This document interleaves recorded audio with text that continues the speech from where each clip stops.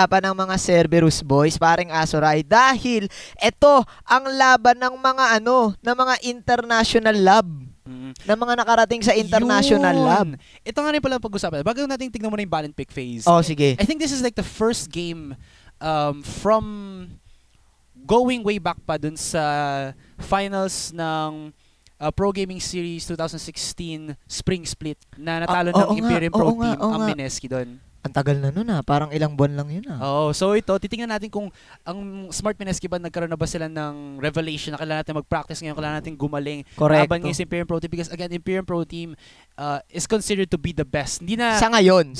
Yes. Hindi na like sabihin natin considered to be one of the best but the best Philippine League of Legends team in our country. Sa ngayon, kayo ba naman nakapunta ng GPL, Brad? Di matik yan. Pero maibang balita tayo, ang patch natin ngayon, pagbabago, di ba? 6.9 tayo ngayon, mga papi chulo. Ang patch ng mga mga mahikenyos, mga mages. Yun nga sabi nila, mid-season magic. Tapos uso na ngayon yung mga elemento. Balita ko dito sa League of Legends natin, yung dragon. Pang-Encantadia na daw, Brad. Bigyan natin syempre ng yung Filipino natin. Pero mas alam ng tao, Avatar. Alam ng tao, mga Avatar. Nako, abangan natin yan. Okay. So, tignan mo natin ngayon yung bans ng Mineski dito. Of course, Caitlyn is a must-ban na para sa akin in terms of the ADR position because di ba nga sa 6.9 tayo, mas pressured ngayon ng mga mid laners na humanap ng stable mage in the mid lane because napakadaming changes ngayon sa mga mages. And, picking a mage that you haven't yet fully practiced in the 6.9 patch with the new items as well is kind of a risk. High risk, high reward na hindi na alam ng kalaban mo kung paano to kalabanin. So, correct. Baka hindi ka na ma-counter. Problem is, paano pag natalo ka, alam mo ba paano magbumalik doon? And then going back to the Caitlyn is one of the most stable ADRs right now. She has great range, she has great siege potential, especially with her traps and her harass from that passive. Grabe, sobrang may lakas. Pantakas pa na yung net, yung caliber net. Grabe, so I mean, sige, tingnan natin. Mukhang nag-aral tong mga Mineski boys. Tama ang sinabi mo, paring Asurai, pero ito going in sa mga kanilang pickings. Echo, pero as naka-hover dito ang Rek'Sai at ang usong-uso rin. Para sa akin, usong-uso to ngayon si long distance gaming na si Jhin. Well, of course, Jhin does have some really insane damage output when he does get his itemizations. I think in terms of like playstyle can be comparable, let's say, to a Caitlyn. I'm just saying na hindi naman like 100% yon, but it's going to be a Lee Sin here actually for Kaigo. Sobrang tagal ko hindi nakakita ng Lee Sin. Pero tapos na naman natin yung mga bans ngayon. Sige, go lang. Azir and Kindred, of course, we've seen the light. Ay, Kindred, pare. The Azir of Light, and then of course yung Kindred de Suez. Correct. Na naka-pentakill pa. Yan, kumbaga, yung Kindred niyan, hindi taga hindi jungler. ADC talaga Hunter talaga. Papatayin ka ng mga Wolfie. Yung huling laban nila, yung sa kalaban nila yung War Gods. Yun, di ba? Yung si Suez. I think so. Gravity. Pero dito naman sa kabila, yung bans dito, Maokai, Nidalee, Alistar. Look at this though from Imperium Pro Team. Checking out their composition, their damage is not as explosive as I would compare it right now sa meron tayo ngayon sa I would say Mineski. Jhin does, deal a good amount of damage. Of course, sa Sivir natin ngayon, very safe pick. Lots of initiation with on the hunt as well as her wave clear with the Boomerang Blade and Ricochet. Of course, always good to have that because aside from getting yourself an insane amount of CS in a very short amount of time, yung mga possible sieges ng Mineski can be thwarted lalo na walang nakuhang Brom dito ang Mineski because kinuha agad siya ng Imperium Pro Team alongside the Sivir. So, aside from clearing out the wave, meron din silang anti-siege potential as well with the Unbreakable of the Brom. Correcto. Pero yung lineup nila, para sa akin, paring Asurai, sustainability. Hindi sila yung tipong mabilis mapatay. Tinan mo yan, Rise tsaka Shen, magkamukha yan. Baka mamaya malito yung Smart.Mineski. Sino ba dito si Shen? Oh, 'di ba? May maskara si Shen, si Rice may ngipin. Pareha sila ng kulay pero minsan nakakalito 'yun. Pero joke lang tayo. Oy, congratulations pala sa lahat ng mga first time bumoto. Parang Asurai. Mm. Pero congratulations din para sa Pilipinas. Tingnan natin kung sino ang magiging ating kampiyon.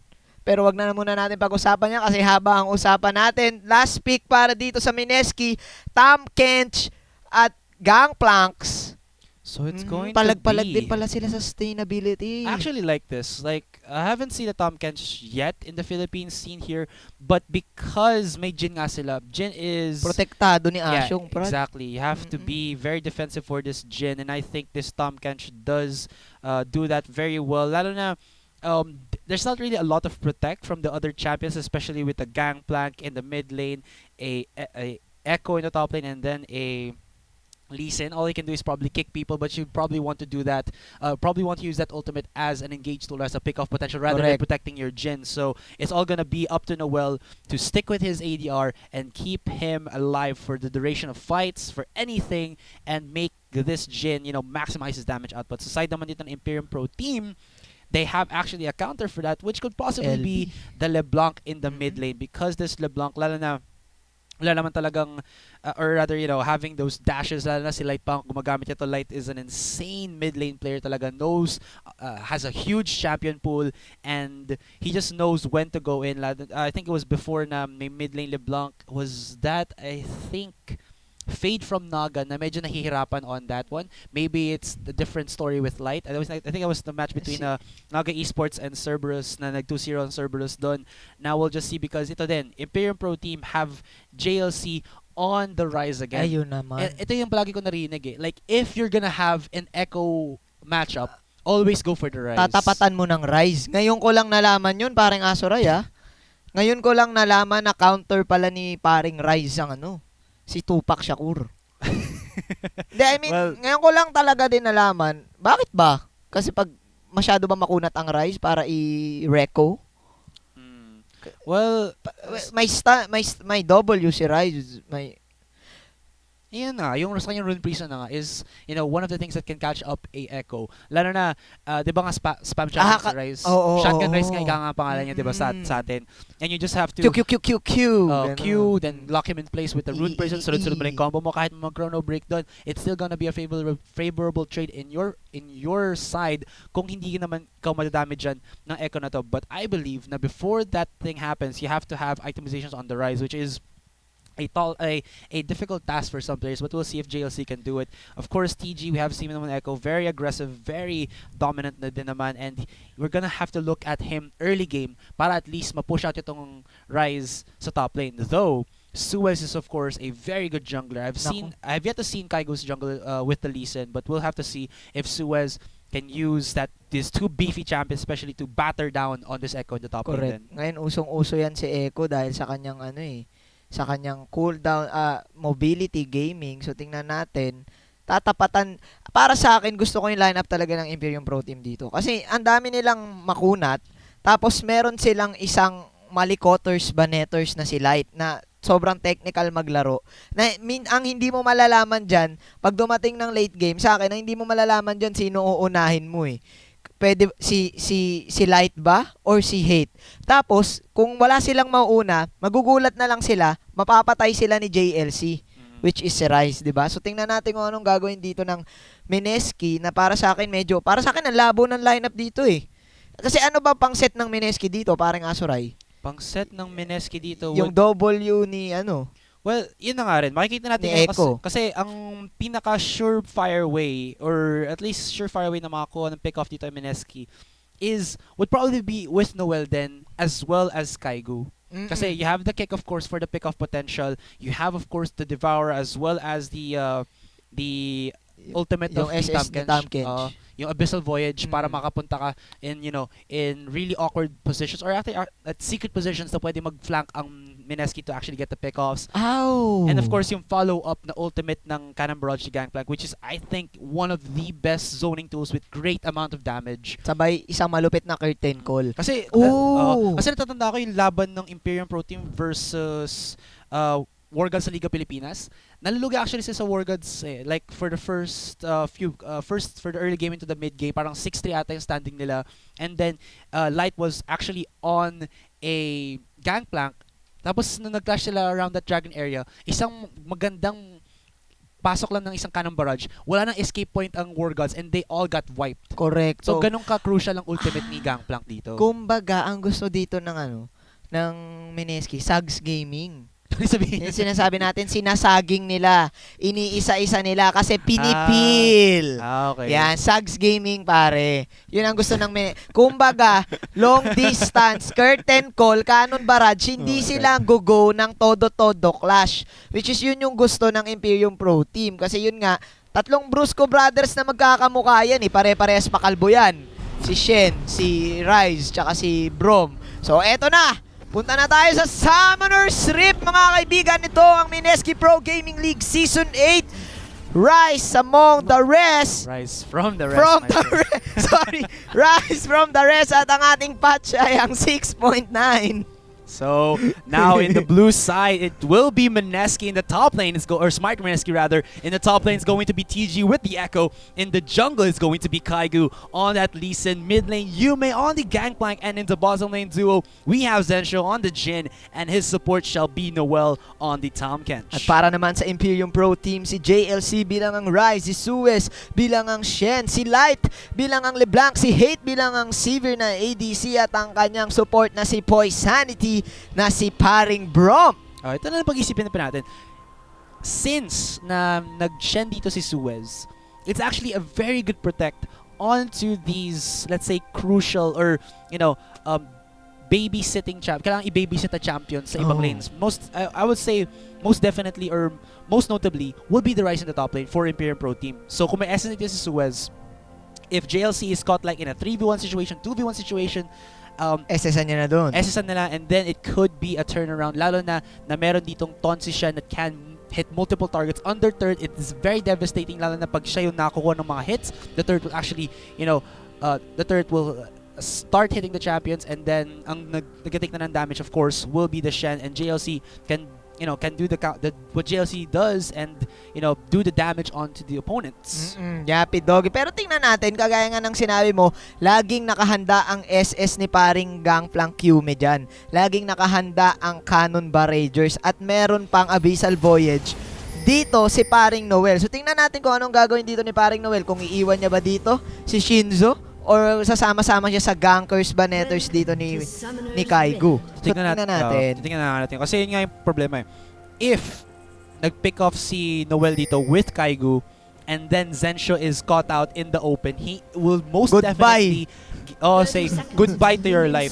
Goodbye Pinas, goodbye, pare. Alabay. Matik, kasi tinan mo si Light for sure. Ito, gagankers banetters din to Pero yan ang dinidilaan niya na dito si si Light. Anong lasa mo, boy? Easy lang, standard lane. Siyempre, chef yan. Yan, chef. The root on to hate root, there. si Hate. Tingnan natin kung malalasahan dito. Ni Noel, nalasahan ulit. Pero mukhang ayaw niya raw ng lasa dahil hindi pa luto. Pero tingnan natin dito. Mahilig ang iba sa sushi, pero mukhang hindi gusto yung Tahm Kench. Uy! Malaka siya Sushi me. Actually, frog plus catfish. Si Tahm Kench. Ang itsura niya. Tingnan mo. Tingnan mo nga. Mukha siyang frog na, diba? Na catfish. Ay, meron akong catfish akong nakita. Ay, nako, dude, baka may SKB tayo dito. Teka lang. Yan ang sinasabi natin, Action Pack Gaming. Si Maleficent. Mga kaibigan, laban dito kay, ano ba yung skin ni Yume? Special Operations. Yeah, SO. Inisip ko, akala ko Edgar Allan Poe, Ravenborn LeBlanc, diba? Parang si Maleficent, ewan ko, hindi ko marino masyado. Either or. Kasi di ba nga, Edgar Allan Poe is more of like the, para sabihin to, like yung parang medyo dark and gloomy na writer. And that, writer yun ba? And I think yung isa sa mga most notable na creations niya was the Raven, if I'm not mistaken. Actually, hindi ko alam. Don't quote me on that one, guys. Syempre, hindi ako, master on that kind of stuff. But look at the damage on the hate. Napaka-on point dito. Ng tongue lash ni Noel. Yapi doggy si Noel, mga kaibigan. Pinapractice niya ata yung pag-shoot ng kanyang mga dila dito. Pero namumula din siya dito. Well, it's alright. Tamaan lang ng passive to, paring Asurai. Ayan natin naman ng passive si Poisanity na devour na dito. Tingnan natin, pero meron pa sila mga summoners. He's very low in HP though, forces himself flash to flash out away. para sa kanya. Ayun. And the very aggression that Noel is doing is giving Mineski in the bottom lane some leeway against Imperium Pro Team. Now we'll have to see because nag-start sa top lane si Suez around, I would say, a 5-minute mark maybe. It could be. Actually, wait. Papunta na siya, pare. Hindi checking. kanya nahihintayin, Okay. pare. So mukhang sa top lane siya muna magagang. I thought he was gonna like rotate into the bottom lane because he started the top lane. We'll see. Pero tingnan natin dito si Zuez, Okay, mga medyo kaibigan. mahirapan din si TG. Lumininja siya dito, mga papi chulo. Pero ito si TG, ito na. Pinapahalata na ni JLC. Pero mukhang magkakasalubong ang Ninja at si One Punch Man dito, mga kaibigan. At Taunters, Baneters na si Kaigo dito. Pero nakapag-ward out siya dito. At mukhang wala namang masyadong ganap. At si Light, binabaril-baril dito. Oh, that's very Parang smart actually Yume. from Light. Or rather, Yume picking himself the Undying Grasp. Because Oh. his parlay, the Q of the Gangplank applies on hit effects. It actually applies din yung mastery na yun. And when he actually hits the LeBlanc here, it is a trade of damage while giving him sustainable HP. But Kaigo very low in HP, he's gonna get Grabe. burned. And there will be the first blood for Suez. Medyo nagtagal dun sa jungle si Kaigo against the Shen. Masyadong malakas ang mga 2x2 dito ng Shen. Anong naisip ni Kaigo Baneters doon? Akala niya siguro hindi masyadong hindi masakit yung hampas ni paring Shin. Yeah, well, Shen is the perfect counter to, I would say, Lee Sin because he has this skill right here. The W of the Shen Spirit Refuge is that when you activate this AoE, it will block every single auto attack for a short duration, which means that lahat ng auto attack na gustong gawin dito ni Kaigo is being Mabablock. mitigated. Oo, lalo na meron ding dito si Shen, red buff, and that's just going to be piercing out or burning down Kaigo little by little. And they get punished for that. Wala, First blood. Oy! baka akala na psycho nila pero hindi tumama ang tag dito pero tumama mga Zensho, you espada might be dito. forced Si to Gideon flash namumula dito, mga kaibigan, pero na-root Kaigo, dito. the revenge. Si Suez, ito na, si One Punch Boy, nino-normal Look at the last hit. dito. Zensho does Patay it. dito, mga Teleport coming kaibigan. from JLC. Siya, pero mukhang mamamatay si Hate dito Yun. sa kamay ni The kill is TG real. Tupac Shakur, mga kaibigan. At napakagandang responde mula kay TG. At dalawa ba napatay? Dalawang napatay ng Mineski. Napatay nila si Suez at napatay nila si Hate. Hindi natin masyado nakita yung action na naganap kay Hate dahil nakafocus tayo kay Zensho. Well, I think it's alright naman since yun yung nag-initiate ng fight si Suez. Great insight there for Kaigo to actually go to the bottom lane agad for a possible counter gank. Kasi nung pagka-respawn niya, punta siya sa bottom lane. Doon na-catch off na ni si Suez, si Zensho. Yun ang sabi natin. Pag walang nagpro-protect kay Zensho, he is Goodbye si Luke. yeah, he's very vulnerable to getting caught out. But because Kaigo was there, they got themselves a favorable trade, actually a better trade, because TG was faster than JLC with the teleport, getting themselves a 2-for-1, and Poisanity could not defend. It was just too much wiggliness, or medyo makulit talaga si TG sa Echo na yun. And Poisanity could not, stun the Echo in time to stop the onslaught of damage onto Hate here. Wow, nakuha nila ang blue paring Asurai knowing that namatay si Suez. So counter jungling is real para dito kay paring Kaigo. Bawing-bawi. Anong sinabi nyo kanina na underestimate ko yung normal ni Suez? Bawing-bawi ang jungler. Jungle gaming, mga kaibigan. So tingnan natin yung gold dito. Check the gold here. Medyo tumataas na dito si Zensho because of that single kill. Yappy Doggy. And BF wow, looking into the items of Hate. Pagkabalik niya, he has a Cull and Boots of Speed against a double buffed BF Sword na Zensho here. If they can maximize this advantage agad, because this is just, again, a continuation of the laning phase, they can probably just push out Hate and cancel even more experience and CS. So they're doing just that. Ganda, It's boy. Kaigo for the second time rotating in this bottom lane. Okay na sila sa top lane. TG does not need any support whatsoever.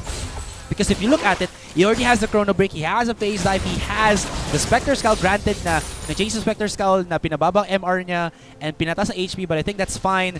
Oops, And it looks like it's lang. going to be Gang Part Parang 2. Asurai mukhang igagank na dito, mga There's the kaibigan. cannon barrage. Napakagandang cannon barrage mula dito sa mid at mukhang ibibigay na Poisanity. si Poisanity, Pinasabog ni mga Yume. kaibigan. Sabi niya, alam ko na ako ang mamamatay. Mabuhay ka na lang, Hate. Ramdam, mga kaibigan, ang nangyaring advantage kanina para sa Mineski at para din kay Zeus. And that's what Kay Kaigu. and that's what I'm talking about. They have to keep use of this Lee Sin and then follow up with the kind of barrage. Easy kill for the side of Mineski. Pero hindi pa tapos, pare Asurai, nilalasahan na dito si Hate. Devourer is real, pero namatay siya mga kaibigan sa kamay ng Torre. Nag-SS dito si Hate para mabuhay siya at mukhang wala magagawa si Zinjo. Ninonormal siya ng mga minions, mga papi chulo, minions. Pero wow, nagtatanim pa ng flowers. Wow, uy, mukhang naku, mukhang makikita siya dito ni John Cena. 10. Tumakbo ka na, paring Zinjo. Moy, tinira pa yung palaka. Hindi yan si Tom Kench. Akala niya siguro. Well, Poisanity there. RTJ gonna get caught out in his top lane, but he has his shield there to stop the aggression coming in from Suez. Suez very low in HP, but he still survives. He's gonna use actually the shield onto JLC, and what a play! The fadeaway timewinder there coming in from TG, though at least makes it a 1-for-1 trade in the top lane. But that was still a very nice consecutive use of skills coming in from this duo of Imperium Pro Team. Kaiga there forcing the flash out of JLC. Could have been a 2-4-1 there if Kaiga could have hit that. But still, pretty nice for the top lane. Grabe. There's a bottom lane talaga. I think it was Noel thinking that devouring your opponent and not allowing Zensha to auto-attack will be something. But it was nothing. They got punished for it. Actually, akala niya buhay pa siya sa shield. Kasi sinasalo niya yung yung turret. So akala niya buhay pa siya sa shield. Pero teka lang. Okay, sige, explain na ako ulit. Inakala kasi, like, he didn't have to devour at all. Oo nga. Dalawang hit na lang, di ba? Hindi, tsaka kasi, yung Tanglash na spare shield ni Sivir. So, akala din nila, mamamatay na. Yun lang, sadla. And nag-TP bigla si Sinjo na hindi niya nakikita na sinusundan na siya ni paring Poisanity, pero yung balik muna tayo sa nangyari sa top lane. Kagaya nga ng sinabi mo. Fade away time winder pabalik, nakapatay pa. Si paring TG, nagkamali pa ng SS dito si paring Shen. Kailangan tanongin sana mamaya sa interview. Ano iniisip mo, TG, kung manalo dito Mineski?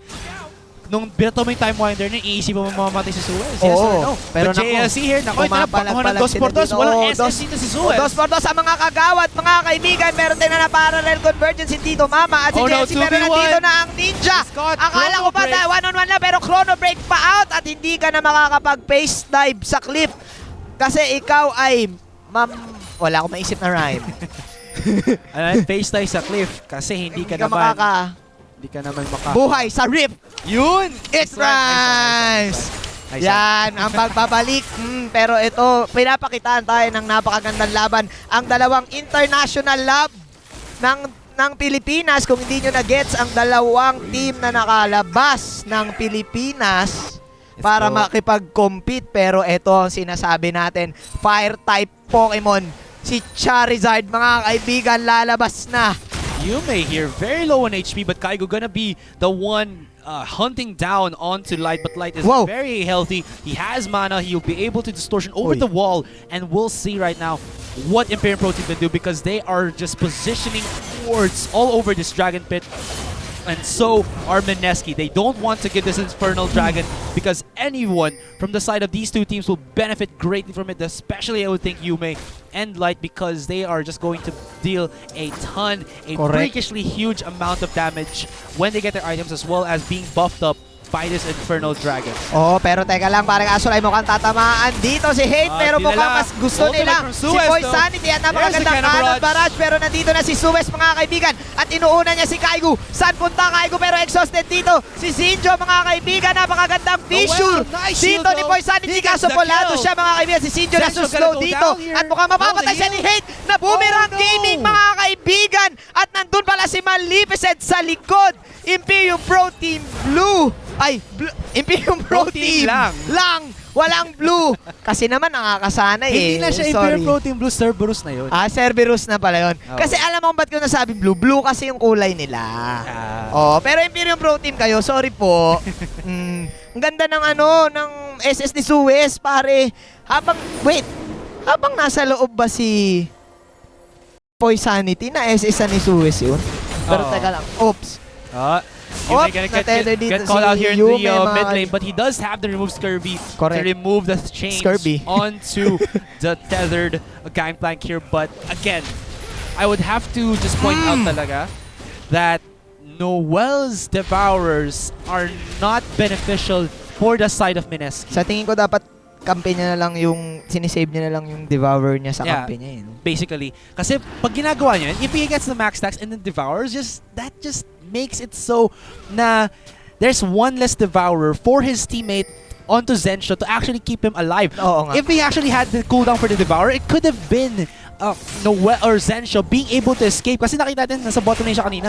Malapit na siya. Noel could have actually devoured and then, at least given like what, 2-3 seconds of Para mabuhay. invulnerability here for Zensho so he might have gotten away. Now there's going to be a 2v1 here. Noel gonna get caught off. He's gonna get stunned there. Where is the backup coming in from Yume here? Looks like he wants to do so, but there is just too many members of Imperium Pro team gonna go into the base of Mineski here. Now we do see that they are positioning themselves in this mid lane, possibly to get the catch onto Yume, but other than that, it's going to be them again clearing out the vision on this dragon. DG getting too much damage from fade away JLC here. popcorn! Pinasabugan! Ng chrono break, pero naku, yun ang sinasabi mo, paring Asurai. Base type ka, pero nakulong ka pa rin sa W ko. Oo. Naku po. Ito na yung mga tipo Ito, na hirap na hirap. mamamiss kita pag Naku po. mamamiss kita pag naging presidente rin si Duterte. Si Echo yan eh. Yung tag mo tropa mong mamimiss mo. Tag nyo na tropa nyo habang sinishare yung stream ng Twitch, ng GG Network. Yeah, MPGL guys. MPGL, Oh, he's mga still kaibigan. in. Wow! They're gonna go Pinapapa rin in. si Sinjo, mga kaibigan. The catch Yun ang is too sinasabi real. natin. Imbes na Mineski ang gagawa ng Sags Gaming, mga kaibigan, sila ang nasa Sags Gaming dito. Nasaan si paring Noel? What Noel. an insane Noel. just Nasaan insane control and awareness, map awareness coming in from the side of Imperium Pro Team. Look at how they're positioning their wards right now.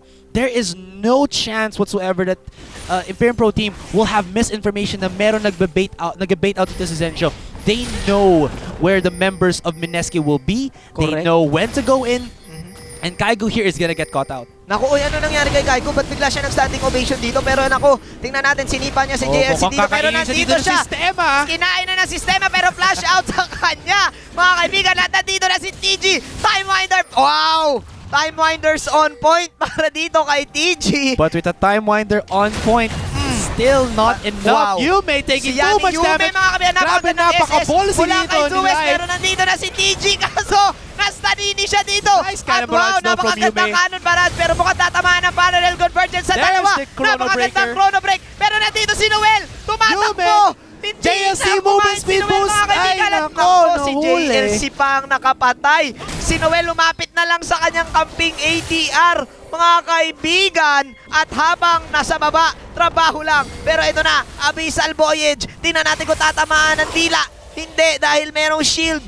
Pero tingnan natin kung didilaan niya ulit. Pero ayaw niya. Anong nangyari? Lumamang na. Just hate things. IPT, pare. Hindi niya kailangan pumunta sa kahit anong lane, kahit man severe siya. He just has to farm his own lane. And he is okay with that. 3-1-1 Essence Reaver. Wow. And 125 CS to the 118 of Zenshir. I honestly have to think na lang talaga that Imperium Pro Team are using all of their ultimates as well as skills in correct succession here. For the side of Mineski though, medyo may may pagka-disoriented sila dito, I would say, because Kaigo did not really need to be on the Krugs area side here of Imperium Pro Team. He had no reason whatsoever. I mean, yeah, you can go for the counter jungle, but then you have no wards. Your opponents, would definitely have wards on their own side of the jungle to catch you out. That's what's happened. And yeah, TG tried to at least do something, but it wasn't enough. Yume there, not the tankiest of members, as he will just go down. And the Rift Herald will be given to, I believe it's Kay going Shen. to be Suez here. Ang pinagtataka ko, hindi wala dahil nga ang build dito ni paring TG kanina, on point na tumama na yung parallel convergence, tumama na yung chrono break, pero hindi pa rin sapat yung kanyang damage. He's a tank echo. Oo, tank echo binil niya at wala rin kasunod din siyang kampi. Sino ba ang kampi niya lang dun kanina? Si Kaigo. Di si Yume. Sa mid lane. Oo, Yeah, patay si si Kaigo. Yume saka si Noel doon. Di si Noel nag-back eh. Umalis si speaking Noel of eh. Pero backing, teka lang Imperium Pro mga Team kaibigan. looking to back Wow! 5 Lima man sila dito people from mga kaibigan. Mineski. Pero flash out lang ang katapat. At unbreakable mula kay Poisanity. At eto na ang Imperium Pro Team. Buhay! Ayun lang. Damn. Grabe, 5 sila boy. Flash lang ang katapat. Nako, grabe, that was exactly 5 people gonna gank the bottom lane, but still not get the catch. Oy, pero... Siyempre, it was a Sivir and a Braum, Oh. but still, that was 5 people trying to do something.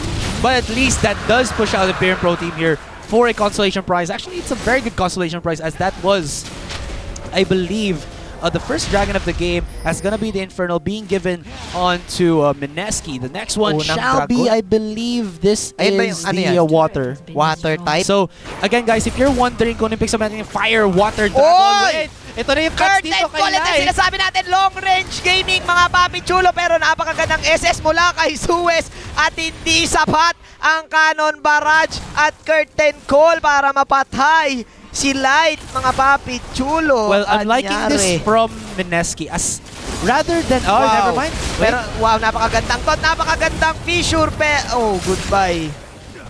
Nabuhay ba? Nabuhay si Yume? Oo nga. Yeah, actually, I thought it would have been a good trade for Mineski because what they were doing right there is that they were actually forcing ultimates out of Imperium Pro Team's side, that it would have been more of the defensive rather than the offensive, or a non-counterable ultimate there. Oh, pero Right? parang Asurai tinamaan ng stand dito si Suez, flash out mula sa kanya, pero But si nandito Light, kasi what malinis. the damage from Light, Napakagandang though? distortion gaming mga kaibigan mula One for dito one kay trade. Light. Pero ito na mga barrels.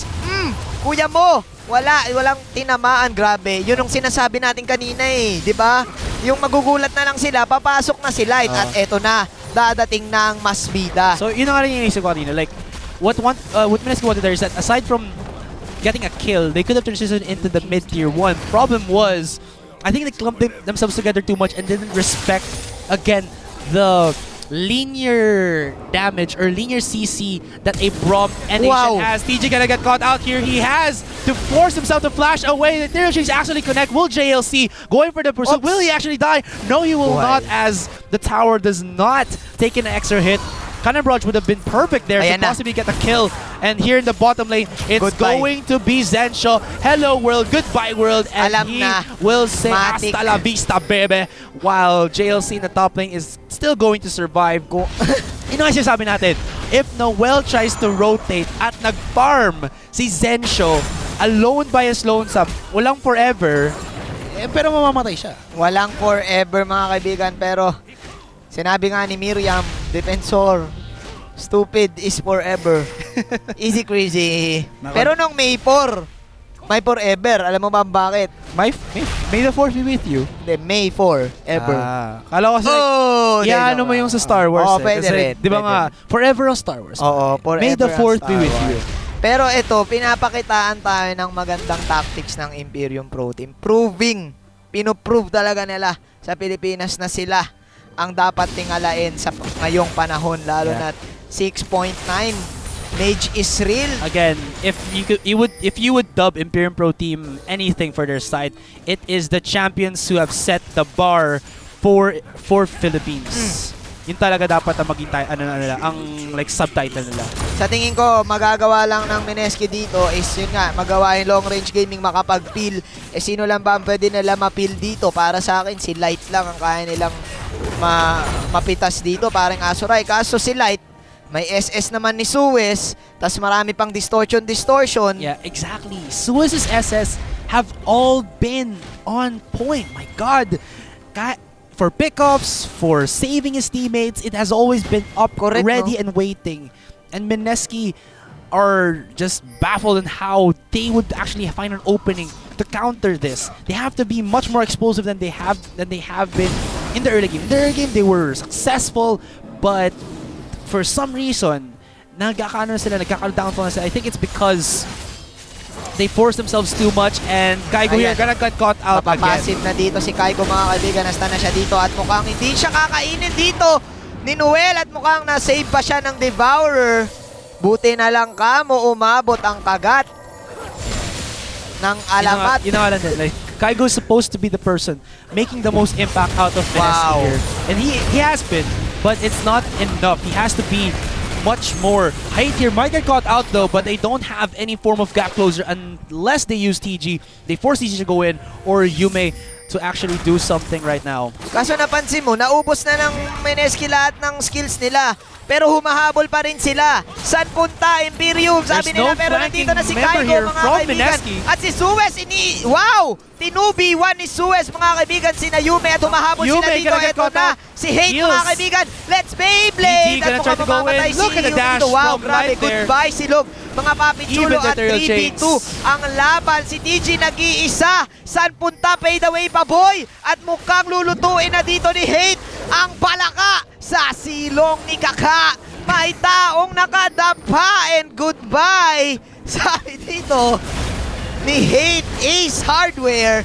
At mukhang papatayin na lang dito ang Baron Nashor, mga kaibo. Si Suez, oh. Yeah, clean ace from Imperium Pro Team there, and I don't know why Mineski forced that. It looked like TG was looking for a flank maneuver, but it was just from this angle right here. Correcto. I think it would have been better if it was more on a farther spot, right around this area. A ward might have been placed, could have allowed him to actually get a better flanking position, but to no avail. Mineski forced it too much, and they got heavily punished. Ace plus the Baron into the hands of Imperium Pro Team. I think that's gonna, it does stack with the Rift Herald buff here. Ay, If you guys didn't know, Talaga? there is a change on the Rift Herald where it's become a 20-minute buff, but it only activates itself pag mag-isa ka. Oh, okay, pero kahit na nagsastock pa din, pero ito na mukhang kukunin na ng Imperium Pro Team ang water type dragon. Next is gonna be the Infernal, and this is like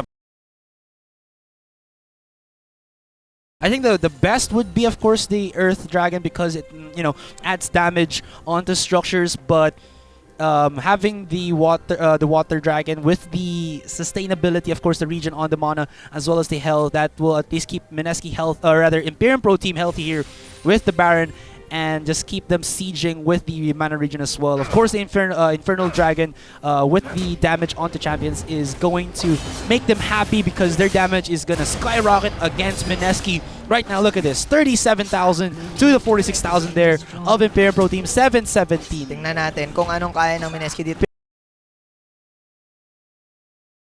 Imperium Pro Team, 717. Tingnan natin kung anong kaya ng Mineski dito. Tsaka tingnan mo naman yung mapa, paring Asurai. Wala pang nababasag ang Mineski na maski isang lane. So medyo trap card sila dito pagdating sa map control. Wala, maliit ang mapa nila. Yeah, well, they forced themselves too much to get the picks. Nakita mo kanina, it was a 2v5 na what Hate actually did there was flash shield and use his ultimate and spell shield. Tapos nung munti ka na siya mahuli, nag-unbreakable na si Poisanity and then stand by me para mabuhay pa. Para makabounce pa siya kay Hate. Kaya nga. Perfect transition of skills coming in from Imperium Pro Team, and Mineski is none the wiser. Hindi kasi wala rin naman. naman kasing panghuli nga tong Mineski. Sabihin natin merong sipa, pero pag tumama yung Q, yeah, it's too unreliable at this point. Kaya nga. We were thinking kasi at before this match started that it would have been Kaigo making plays with this Lee Sin. Ma-action, di ba? Well, he was actually for the earlier Nung una. stages of the game, but the problem now is that medyo nagkaroon siya ng positioning disadvantage. He got caught out Wow, very pero well. yan And na, Zanjo goodbye, gets out. Zanjo! Nako, Grabe, shotgun pumikit damage lang ako! from Nawala JLC. ka na! At si Yume, ginamit na ang kanyang SS para lang para lang sa wala. Yan, sayang. Wow, Sad, the no? fearlessness of JLC there.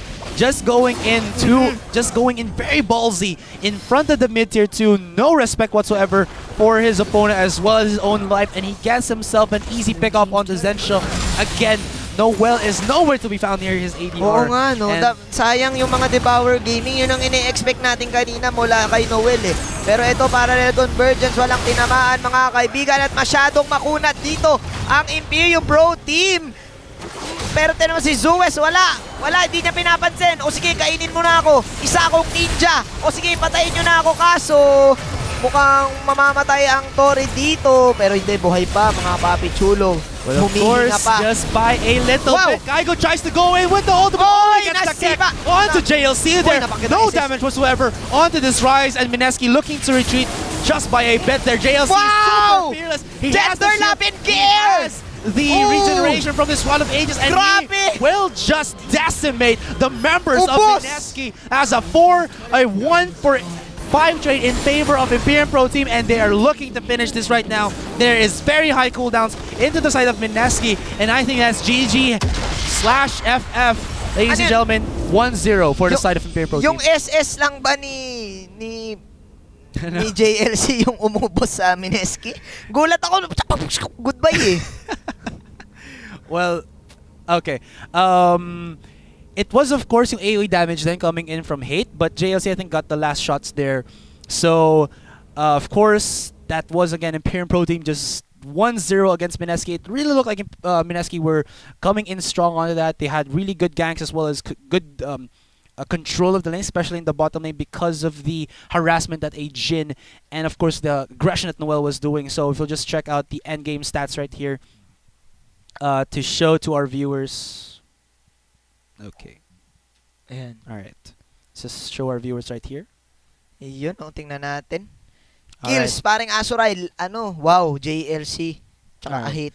So, of course, right now, look at that. 1-4-12. Wow, 12. Jesus Christ. Playmaker, pare. Grabe talaga yung mga ultimates ni Suez doon. Let's just check out, of course, the damage dealt to champions. And Yan the damage taken. JLC. So, damage dealt, of course, will be JLC. Nakita mo gano'n siya ka-aggressive sa kanyang mga pagpasok. 24,000. The shotgun rise is too real. And damage, of course, damage taken would be Kaigo there because he was caught out multiple times.